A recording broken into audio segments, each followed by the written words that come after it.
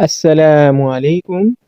In this video, I'll be taking you through the basics of the Arabic verbs. The English concept of verb is also retained in the Arabic. Arabic verbs, al-af'al, which the singular form is fa'il, are formed or built upon three letters which are fa, ain, and lam, which gives us fa'ala. More than 90% of the Arabic verbs are upon the pattern of fa'ala. Let us take a look at few Arabic verbs so as to see the pattern of fa'ala in them. Example, here we have doroba. The do is representing the fa in fa'ala, so it is referred to as the fa kalima. The ra is representing the ain in the fa'ala, so the ra is referred to as the ain kalima. The ba is representing the lam, so it is referred to as the lam kalima. Another example we have here is zahaba. The zal you are seeing here is representing the fa kalima. The ha is representing the ain kalima, and the ba is representing the lam kalima. Another example we have is kharaja. The kha is representing the fa kalima. The ra is representing the ain kalima, and the jim is representing the lam kalima. Arabic verbs are basically categorized into three. One, we have madi, Arabic verbs of the past tense. Example, we have here kataba, kharaja, zahaba. Number two, we have mudari, Arabic verbs of the present tense. Example, we have yaktubu, yakhruju, yazhabu. The third one here is the amar. These are Arabic verbs for command. Example, we have uktub, ukhruj, izhab. Fi'lul madi. The Arabic verbs of the past tense are mostly of three-letter words, which are the fa kalima, the ain kalima, and the lam kalima, which is derived from the verb fa'ala. Arabic verbs of the past tense shows an action that had taken place in the past. Examples, zahaba, he went, kharaja, he went out, akala, he ate, sharaba, he drank, daraba, he beat, and dakhala, he entered. Now let us go into the interesting and beautiful part of the Arabic verb, which is the Arabic verb conjugation. Conjugation is the way a verb changes its form to show number, tense, and gender. The Arabic verb of the past tense can be conjugated into 15 forms in accordance to the 14 forms of the pronouns that we have in Arabic. Example, let us conjugate the verb zahaba into its 14 conjugal forms in accordance to the 14 pronouns in Arabic. Huwa, zahaba, huma, zahaba, hum, zahabu, hiya, zahabat, huma, zahabata, hunna, zahabna, anta, zahabta, antuma, zahabtuma, antum, zahabtum, anti, zahabti, antuma, zahabtuma, antunna, zahabtunna, ana, zahabtu, nahnu, zahabna. The conjugal forms of the Arabic verbs of the past tense are divided into two. One, they are called sakin pronouns, and two, the mutaharik pronouns. When we say sakin pronouns, it means the pronoun that is attached to the verb, which comes as the fa'il or the doer of the action, is vowelless. That is, the pronoun lacks fatha, kasra, and dhamma. It only has sukun. And mutaharik means the opposite. The sakin pronouns of the verb of the past tense are 5 in numbers. I repeat, they are the first 5 verbs for the third person. Let us conjugate the first 5 verbs of zahaba for the third person. Before we conjugate, there is a crucial and important rule that you must not forget when conjugating Arabic verbs of the past tense. And the rule is that Sakin pronouns are equal to mutaharik lam kalima, and the mutaharik pronouns are equal to sakin lam kalima. Let us look at zahaba. Zahaba is under the category of the sakin pronouns due to the presence of the harka fatha on the lam kalima, and its sakin pronoun is hidden. Zahaba is also under the sakin pronouns because the lam kalima here has harkat, which is fatha, and this extra alif is the sakin pronoun and also the fa'il or the subject of the verb. As you can see, it is sakin or carrying sukun. Zahabu is also a sakin pronoun because the lam kalima here is mutaharik or carrying dhamma. The waw here is the sakin pronoun and also the subject of the verb. And the alif there is part of the spelling rule. Zahabat. Zahabat is a second pronoun because it lam kalima is mutaharik or carrying fatha. The ta sukun there is an indicator that the verb is for feminine, and the second pronoun, which is the subject of the verb, is hidden, just like zahaba. And finally, zahabata is also categorized as second pronoun because the lam kalima is mutaharik as it is carrying fatha. The ta fathata there is an indicator that the verb is for feminine, and this alif here is the second pronoun, which is the subject of the verb. Mutaharik means an alphabet that is either carrying fatha, kasra, or dhamma, and not sukun, while sakin means an alphabet that is only carrying sukun. Mutaharik pronouns of a verb is that pronoun which comes as the fa'il or the subject of the verb that is attached to a verb. And sakin lam kalima means the third alphabet in the verb will be carrying sukun. I have already conjugated the first 5 verbs of zahaba, which are the sakin pronouns. Let us continue with the remaining 9, which are the mutaharik pronouns. Zahabna. The sakin lam kalima is the ba with sukun. The nun fathana is the mutaharik pronoun, which is also the subject of the verb. Zahabta. The sakin lam kalima is the ba with sukun, and this ta fathata is the mutaharik pronoun, which is also the subject of the verb. Zahabtuma. The sakin lam kalima is the ba with sukun. This ta dhamma tu is the fa'il or the subject of the verb, and this ma is an indicator that the verb is for dual. Zahabtum. The sakin lam kalima here is the ba with sukun, and the ta dhamma tu is the subject of the verb or the fa'il, and this mim sukun is an indicator that the verb is for plural masculine verbs. Zahabti. The sakin lam kalima is the ba with the sukun, and this ta kasra ti is the mutaharik pronoun, which is also the subject of the verb. Zahabtuma. The sakin lam kalima is the ba with the sukun also, and this ta dhamma is the fa'il or the subject of the verb, and this ma here is an indicator that the verb is for dual. Zahabtunna. The lam kalima here is the ba with the sukun, and this ta dhamma is the fa'il or the subject of the verb, and this is an indicator that the verb is for plural feminine verbs. Zahabtu. The lam kalima here is the ba with the sukun, and this ta dhamma is the fa'il or the subject of the verb. Zahabna. The ba sukun is the lam kalima, and the na is the subject of the verb or the fa'il. The common trend between these verbs of the mutaharik pronoun is that the verbs contain zahab. You will notice zahab throughout, so what you need to do is to add the appropriate alphabet to the ending of the verb zahab, and this also applies to all other verbs of 3-letter words. So what you need to attach to it will be na, ta, tuma, tum, ti, tuma, tunna, tu, na.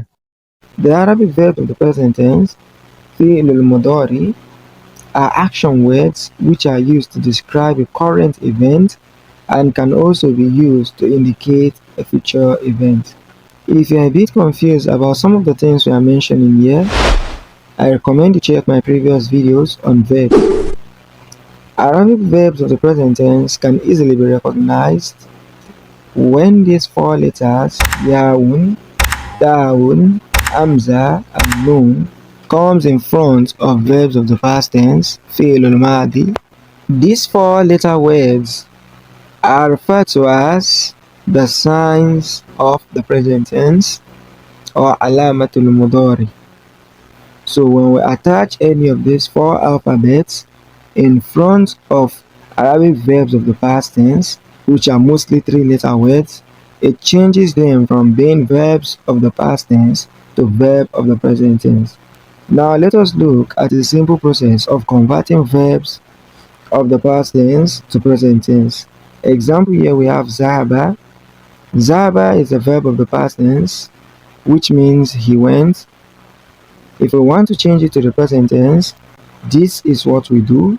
1. We change the fatha on the zal to sukun. 2.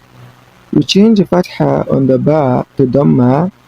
And finally, attach either of the signs of the mudari, which are yaun, taun, alif, and nun.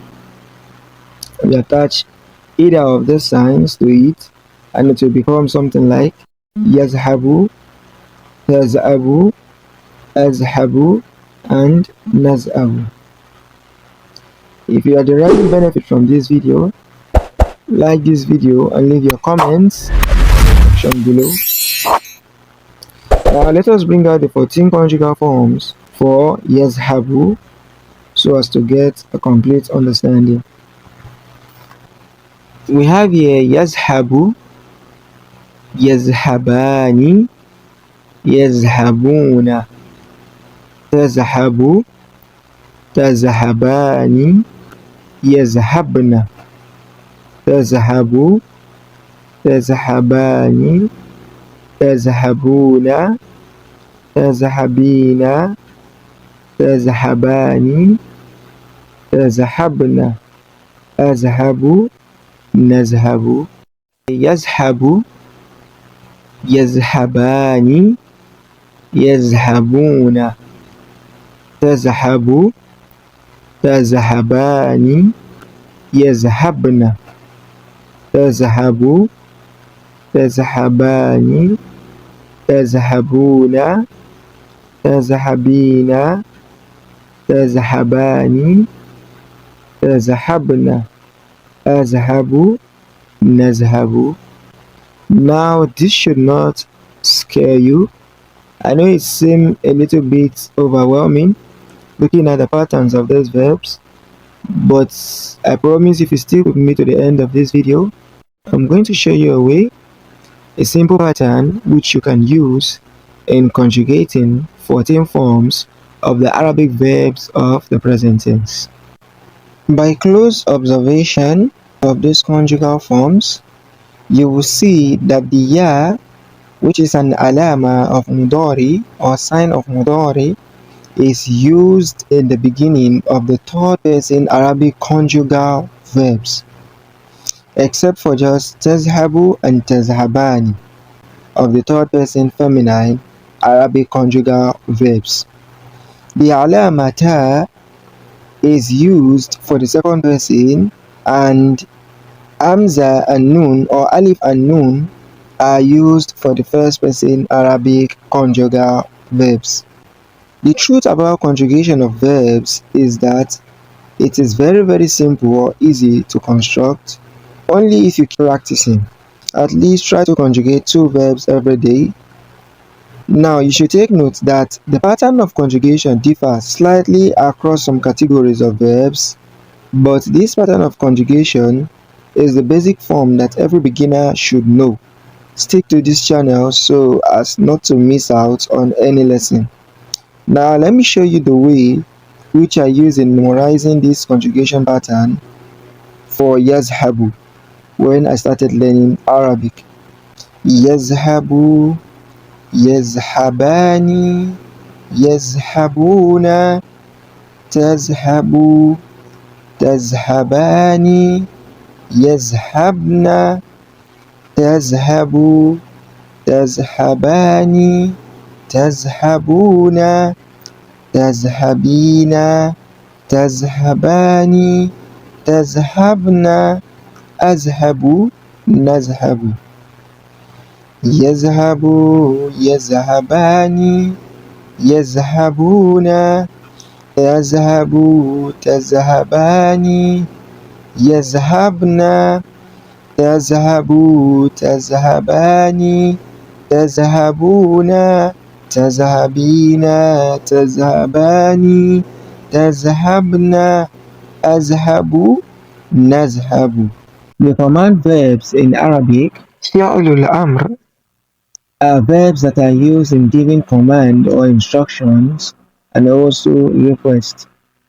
The base form of Arabic verbs are upon the pattern of fa'ala, fa kalima or first radical, ain kalima or second radical, and lam kalima or third radical. This base form is the pattern for the Arabic verbs of the past tense, fi'lul madi.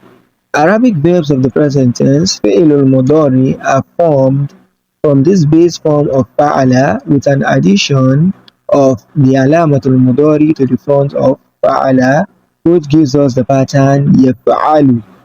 This here is an alama of mudari or the sign of present tense, and the fa is the fa kalima, the ain is the ain kalima, and the lam is the lam kalima.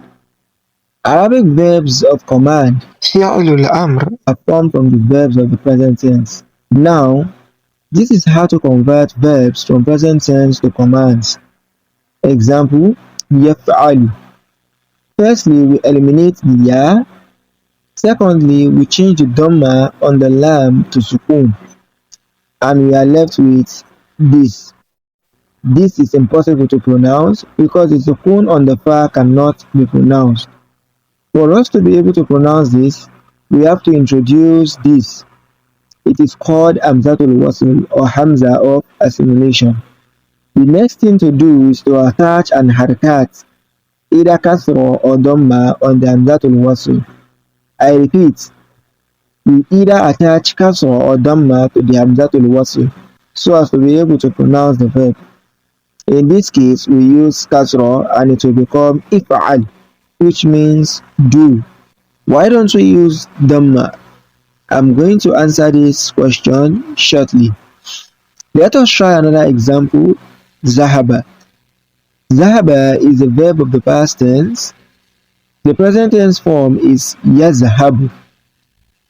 From this form, it can be changed to Arabic verbs of command by 1. Eliminating the ya.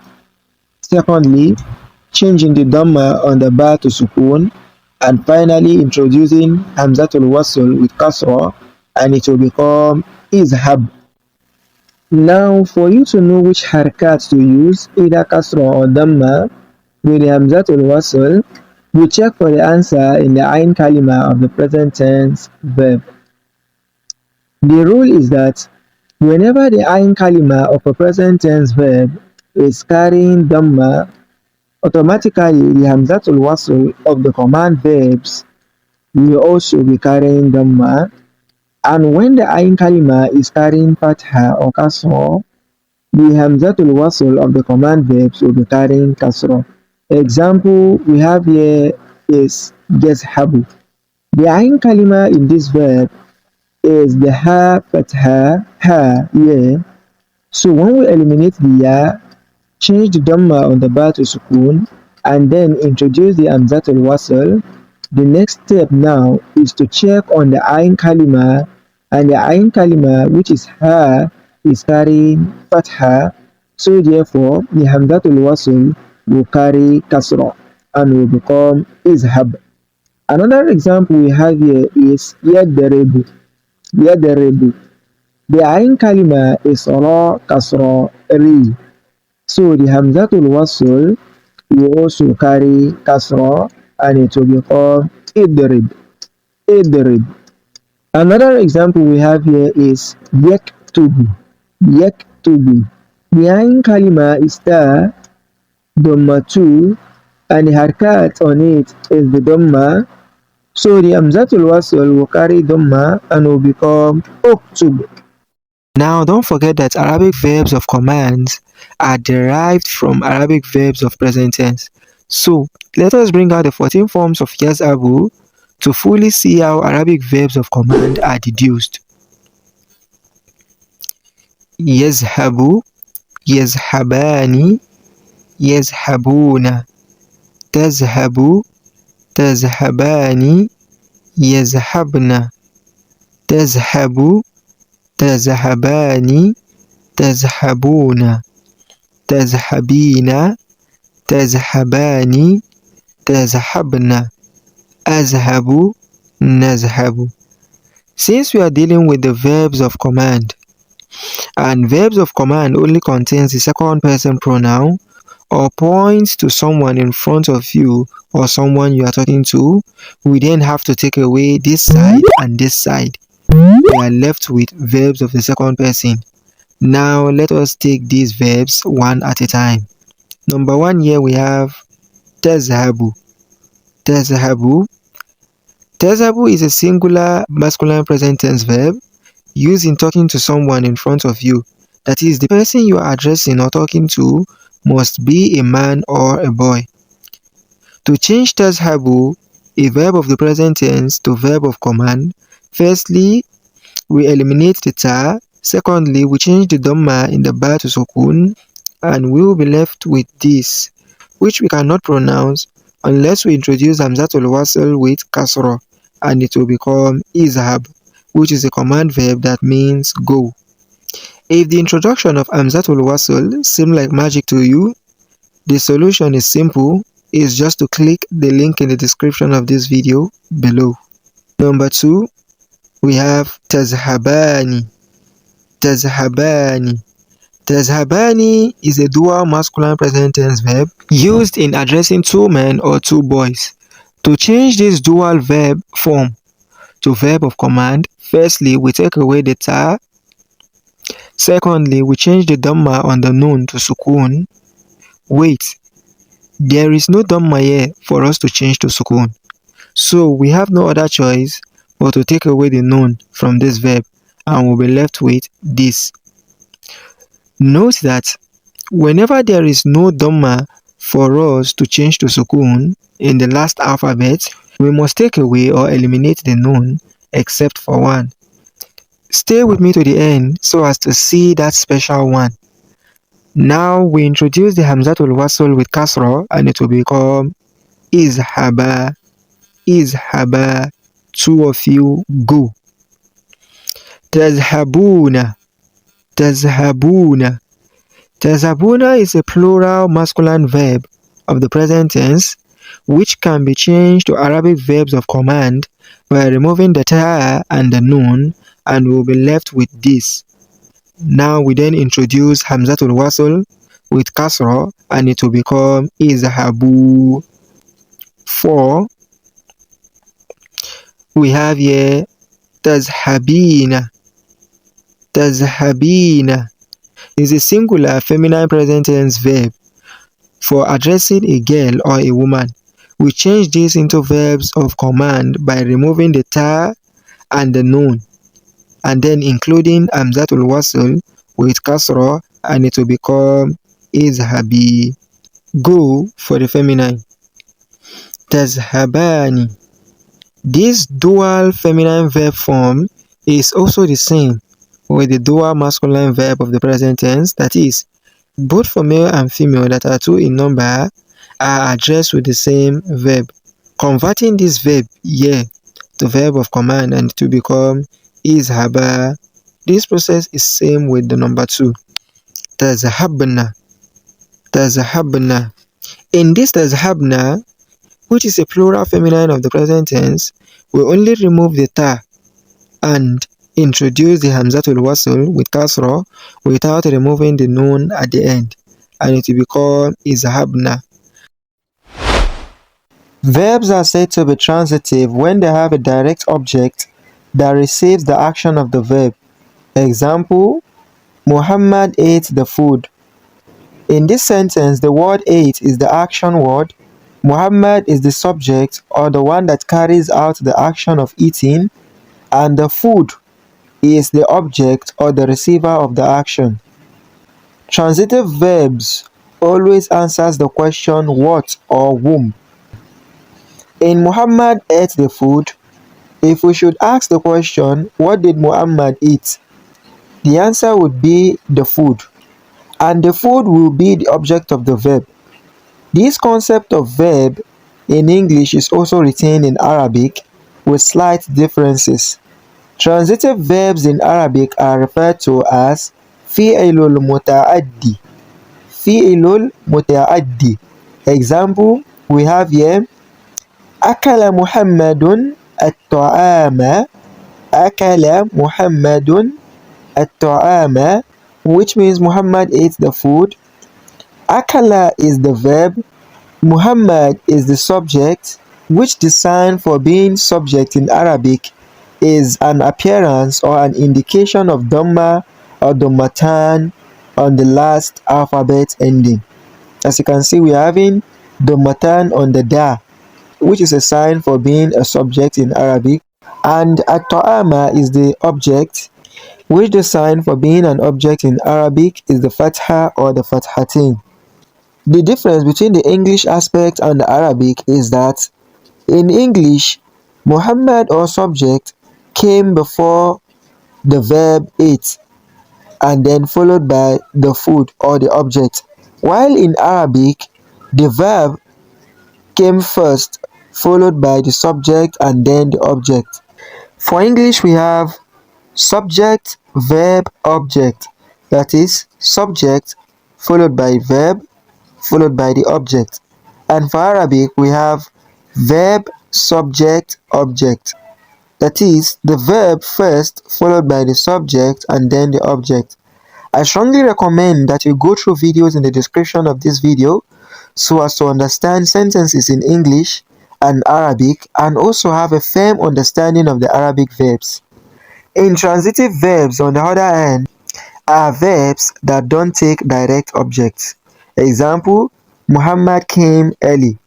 Muhammad is the subject, came is the verb, and early is the adverb of time.